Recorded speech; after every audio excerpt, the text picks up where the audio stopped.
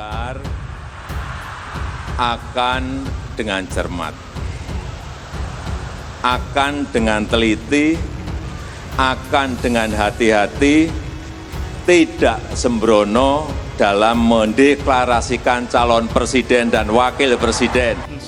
Nasihat Pak Jokowi kepada Partai Golkar ya tergantung Partai Golkar lah. Saya pikir itu nasihat yang baik ya. Dari Nasdem melihat itu sebagai bentuk sindiran juga nggak Pak? Enggak. Kan lebih dulu mendeklarasikan Pak Anies nih Pak. Kita nggak sembrono. Bagaimana itu sindiran? Yang paling penting konsolidasi dini. Kalau konsolidasi kan berarti seluruh mesin partai jalan. Nah kemarin salah satu acara Golkar didesain itu kan satu dengan jalan sehat. Itu kita minta partisipasi publik dan ternyata minat partisipasi publik tinggi sekali. Lah, kalau menjadi presiden provinsi saja tidak menunjukkan greget membawa kemajuan dan meninggalkan legasi yang perubahannya benar-benar dirasakan masyarakat, apalagi menjadi presiden negara.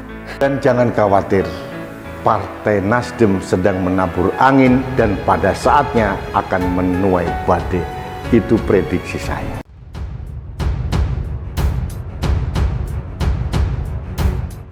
Anies Baswedan dicegat saat tiba di Bandara Kuala Namu. Andi Sinulinga, semoga daerah lain juga begitu. Dukungan rakyat yang begitu antusias menyambut kedatangan Anies Baswedan selaku calon presiden Partai Nasdem dianggap bukan hanya di Sumatera Utara, melainkan sepulau Sumatera, di Pulau Sulawesi bawah DKI, Banten, dan Jawa Barat. Hal itu disampaikan oleh aktivis kolaborasi warga Jakarta, Andi Sinulinga, melalui akun Twitternya @AndiSinulinga. Dalam tulisannya, Andi turut menyertakan video berdurasi 1 menit 28 detik yang menampilkan banyaknya warga menyambut kedatangan Anies sejak di bandara hingga ke jalanan. Menurut Andi, di Pulau Sulawesi dengan 14 juta pemilih juga besar dukungan rakyat ke Anies, apalagi di DKI Jakarta dan sekitarnya. Bukan hal baru jika Anies disambut antusias ketika Anies datang ke daerah-daerah. Tanggapi kritik PKS, Ade Armando yang memecah belah justru kubu Anies. Telah Ade Armando soal suara pemilih Kristen dan peluang Anies Baswedan memenangi Pilpres 2024 menuai kritik keras dari PKS. PKS menilai Ade Armando memecah belah persatuan. Ade Armando balik mengkritik. Pegiat media sosial ini menjelaskan pihak yang memecah belah adalah pihak yang menggunakan politik identitas demi memenangkan misinya. Ade juga tidak merasa sebagai pelaku politik identitas. Ade ingin semua calon presiden di Pilpres 2024 bertarung adu gagasan, mengedepankan rasio, bukan menggunakan agama. Ade menyatakan akan melawan politik identitas. Soal video, pernyataan Ade Armando diunggah di YouTube Cokro TV dengan judul Ade Armando, bila suara umat Kristen terbelah, Anies akan menang. Video itu ramai di Twitter pada hari ini. Hal yang menonjol dalam video Ade itu adalah kalau umat Kristen kompas, Anies akan gagal. Kalau suara umat Kristen terbelah, Anies akan melenggang menjadi presiden. Ade Armando menjelaskan lebih lanjut. Menurutnya, jumlah pemilih Muslim untuk Anies dan Ganjar Pranowo bersaing ketat. Namun apabila pemilih Kristen tidak kompak, maka itu keuntungan bagi Anies. Kubu Anies dinilainya sadar betul dengan signifikasi suara pemilih Kristen. Maka pendekatan itu dilakukan untuk menggait suara warga Kristiani. Kritik PKS. Juru bicara PKS Muhammad Khalid mengkritik keras narasi yang dilontarkan Ade Armando. Narasi itu, kata Khalid, cenderung memecah belah bangsa. Khalid mengatakan sudah saatnya berkompetensi dengan membawa gagasan, bukan sentimen keagamaan. Khalid mengatakan Anies selama ini selalu membawa gagasan di depan publik seperti yang dilakukan di Jakarta. Jika umat Kristen bersatu, Ganjar Pranowo menang, Anies Baswedan tumbang di Pilpres 2024. Ade Armando kembali memainkan politik identitas dalam membaca peta calon presiden 2024 mendatang.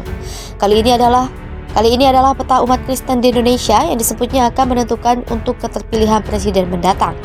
Ade Armando mengatakan pertarungan pemilihan presiden 2024 akan berlangsung ketat. Kalau suara umat Kristen bulat, maka Anies Baswedan akan gagal, tapi kalau suara umat Kristen terbelah, maka Anies akan melenggang jadi presiden. Ade Armando menilai jika Ganjar Pranowo akan menjadi lawan sepadan Anies Baswedan. Akan tetapi, masalahnya hingga saat ini PDIP sebagai partai Ganjar Pranowo belum juga mengumumkannya sebagai bakal calon presiden 2022. Adalah Ganjar Pranowo tidak diusung PDIP, koalisi Golkar, PKN, PAN dan PPP kemungkinan akan mengusung Gubernur Jawa Tengah menjadi bakal calon presiden. Kalaulah Ganjar Pranowo dan Anies maju sebagai calon presiden, barulah kakak Ade Armando akan menyaksikan pertarungan yang sesungguhnya. Di sini isu agama atau politik identitas kembali dimainkan. Dosen FISIP Universitas Indonesia, Ade Armando. Ade Armando menjelaskan Anies Baswedan akan menang sebagai Presiden Indonesia 2024 nanti andai suara umat Islam terbelah. Lebih dari itu, Ade Armando mengatakan jika suara umat Kristen terbelah, maka Anies Baswedan akan terpilih sebagai Presiden 2024. Saat ini, kata Ade Armando, sejumlah hasil survei menempatkan nama Ganjar Pranowo unggul atas Anies Baswedan. Namun meski nama Ganjar Pranowo unggul, kata Ade Armando kondisi tersebut belumlah aman. Karenanya, kata Ade Armando, soal sentimen agama akan sangat menentukan. Ade Armando mengatakan jika suara Islam terbelah, kecenderungan akan tetap memilih Anies Baswedan. Di sisi lain, Ade Armando melihat semua umat Kristen harus lebih cenderung memberikan dukungannya kepada Ganjar Pranowo. Sehingga jika umat Kristen tidak kompak mendukung Ganjar Pranowo, maka Anies akan menang di Pilpres 2024. Pernyataan Ade Armando tersebut mendapat sorotan lantaran dinilai kontroversial dan membuat heboh publik. Ade Armando menggunakan kanal YouTube Cokro TV terkait Pilpres 2024 untuk mendengungkan politik agama soal suara umat Kristen terbelah, maka Anies Baswedan yang akan menjadi presiden. Dalam video berdurasi 9 menit 15 detik itu, Ade Armando menyebut dua nama Anies Baswedan dan Ganjar Pranowo. Kemudian Ade Armando juga menyinggung suara umat Kristen dan umat Islam jika terbelah. Ade Armando yang dikenal sering memantik kontroversi itu mengatakan, semua umat Kristen bakal menjadi bagian penting dalam kontestasi Pilpres 2024 mendatang. Melihat situasi saat ini, Ade Armando mengatakan jika Pilpres 2024 akan berjalan ketat seperti Pilpres 2014 lalu.